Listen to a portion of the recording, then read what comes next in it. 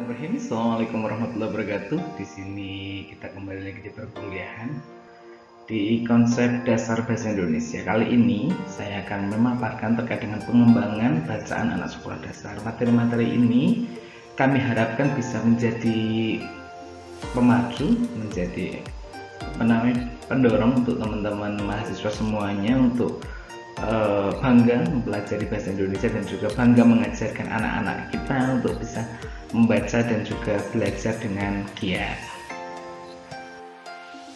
Membaca digolongkan ke dalam salah satu aktivitas yang memiliki tingkat kesulitan yang cukup tinggi dalam proses pembelajaran bahasa. Bahwa proses membaca terdiri atas 9 aspek, yaitu sensori, perseptual, urutan, pengalaman, pikiran, pembelajaran, asosiasi, sikap, dan gagasan. Guru di sekolah dasar kesulitan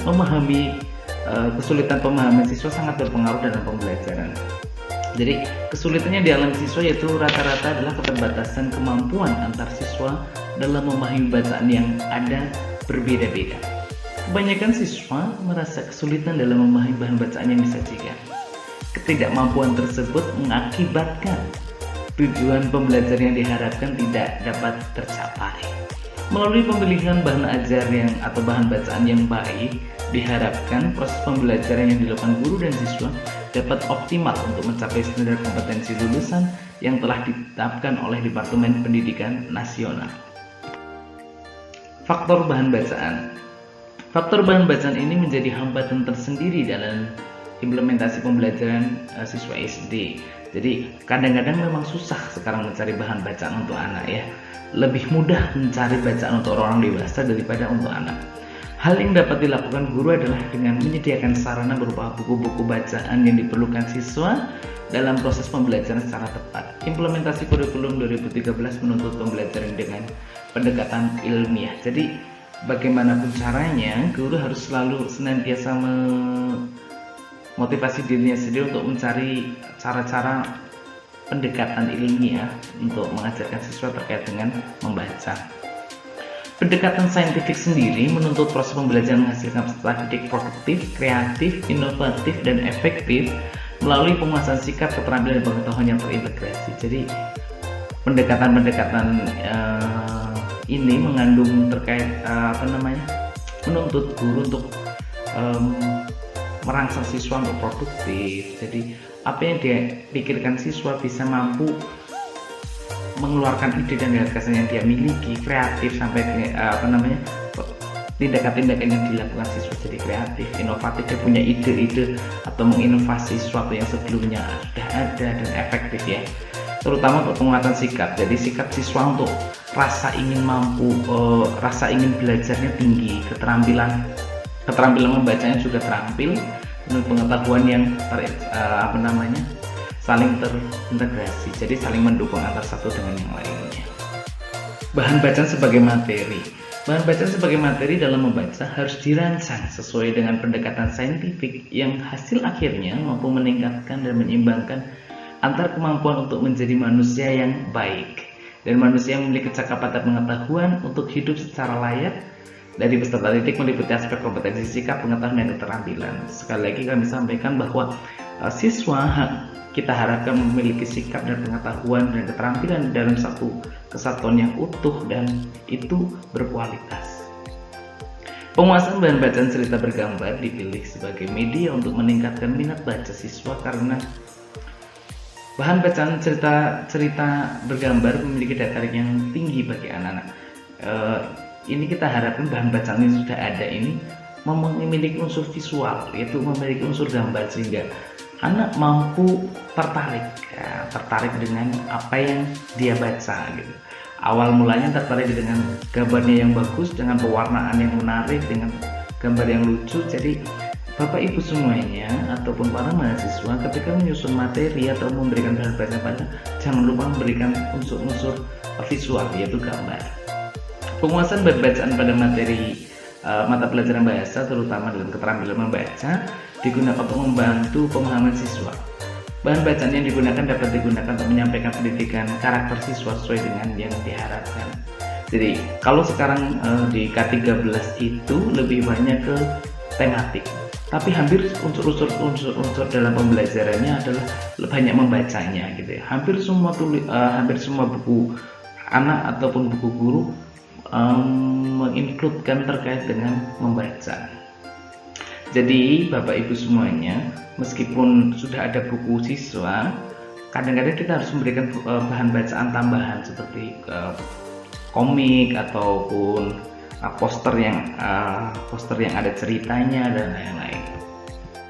Ya, kalau kita bicara masalah bahan atau bacaan anak sekolah dasar, permasalahannya ada beberapa hal. Yang pertama, belum ada atau belum banyak perangkat pembelajaran membaca yang berorientasi pada bahan bacaan sesuai dengan karakteristik siswa SD yang disediakan oleh pemerintah. Jadi buku-buku yang disediakan pemerintah masih sangat terbatas dan rata-rata lebih banyak ke buku guru, buku siswa yang buku-buku formal. Terus kebanyakan sumber-sumber atau media belajar yang ada hanyalah buku teks pelajaran yang berisi uraian materi dan latihan soal. Belum banyak bahan bacaan berorientasi dan sesuai dengan karakter siswa untuk pelajaran bahasa Indonesia. Karena banyak orang yang tidak tertarik menulis dengan bahasa Indonesia karena pasarnya kali ya, pasarnya lebih sedikit, lebih kecil dan tidak menguntungkan mungkin dipikirkannya. Dua langkah pertama yaitu analisis kebutuhan pengembangan yang dilakukan untuk mendapatkan informasi tentang sejauh mana bahan bacaan dibutuhkan dalam mengoptimalkan pembelajaran membaca. Kita harus bisa menganalisis ketika kita akan membuat bahan bacaan untuk anak sekolah dasar. Yang pertama, cakupan materi. Kira-kira cakupan materi itu sesuai nggak dengan kondisi anak. Yang kedua, keluasan materi. Nah, materinya terlalu luas, nggak bicara masalah misalnya lingkungan. Bicara masalah lingkungan dibatasi pada lingkungan rumah, keluarga, masyarakat, sampai ke lingkungan internasional. Itu ketika anak sekolah dasar biasanya lebih condong dengan mempelajari lingkungan keluarga dan lingkungan sekolah dan juga lingkungan sekitar yang tidak terlalu luas. Kedalaman materi, kita bicara masalah lingkungan, kita tidak membahas secara mendetail terkait dengan bagaimana perubahan lingkungan, aspek lingkungan yang sangat rigid dan lain-lain gitu. Kalau itu kedalaman keterbacaan, jadi buku-buku atau bahan ajar yang disediakan sebisa mungkin terbaca baik secara tulisan maupun secara gambar dan yang lain-lain. Dan berikutnya adalah disesuaikan dengan perkembangan anak usia kelas 1 dan kelas 3, tentu bahan bacaannya berbeda gitu juga. Langkah kedua yaitu pengembangan desain pembelajaran. Hasil yang diperoleh dari langkah ini adalah sebagai berikut. Yang pertama, fokus pencapaian dari karakteristik siswa sebagai sasaran produk bahan bacaan, yaitu motivasi belajar selama proses pembelajaran atau selama menggunakan bahan bacaan. Dan hasil belajar mereka berupa hasil dan menjawab soal ataupun memahami soal dari bahan bacaan yang sudah dibuat, mengenai pemahaman siswa dengan karakter yang sudah ada. Jadi yang dibangun karakternya, motivasinya, sehingga siswa mampu memiliki karakter untuk membaca secara rajin di dalam bacaan dan mengisi angket ataupun mengetahui kesukaan siswa terhadap buku tersebut. Jadi penting sesekali mungkin kita juga bisa mengukur seberapa efektif sih atau seberapa suka sih siswa terhadap bacaan-bacaan yang sudah ada. Yang kedua, standar kompetensi yang ditetapkan sebagaimana dicantumkan dalam pembelajaran itu menjadi bahan ataupun menjadi titik tolak dalam mengembangkan bahan bacaan yang ditentukan gitu loh. Jadi misalnya ya kompetensi dalam tema memahami ragam bacaan tulis dengan bahasa, membaca nyaring dan membaca dalam hati. Kompetensi yang dasar yang ditetapkan dalam produk bacaan ini yaitu membaca nyaring teks 15-20 kalimat dengan memperhatikan lafal dan intonasi yang tepat. Yang ketiga adalah materi yang dikembangkan dalam produk bahan bacaan ini adalah bisa gemar membaca, disiplin, rasa ingin tahu, dan ketujuan. Jadi bahan bacaan juga diinkludkan dengan karakter-karakter yang sudah kita tetapkan, yang kita harapkan dimiliki oleh siswa. Dan yang terakhir, bentuk penilaian yang digunakan dalam pembelajaran menggunakan produk bahan bacaan baik perlu dinilai. Jadi kita ketika mengembangkan sebuah produk pembelajaran ataupun mengembangkan bahan bacaan, kita perlu menilai apakah ini sudah bagus nggak, bukan hanya menurut kita tapi menurut ahli juga, dan juga menurut sasaran terutama siswa sendiri. Itu sekilas terkait dengan bahan bacaan untuk anak dan anak sekolah dasar ya. Jadi kami harapkan mungkin setelah ini mahasiswa berlatih untuk menyusun bahan bacaan yang diperuntukkan untuk anak usia sekolah dasar. Sekian dari saya. Mari kita bersama-sama belajar dan membangun generasi kita ini dengan membaca. Sekian, wassalamualaikum warahmatullahi wabarakatuh.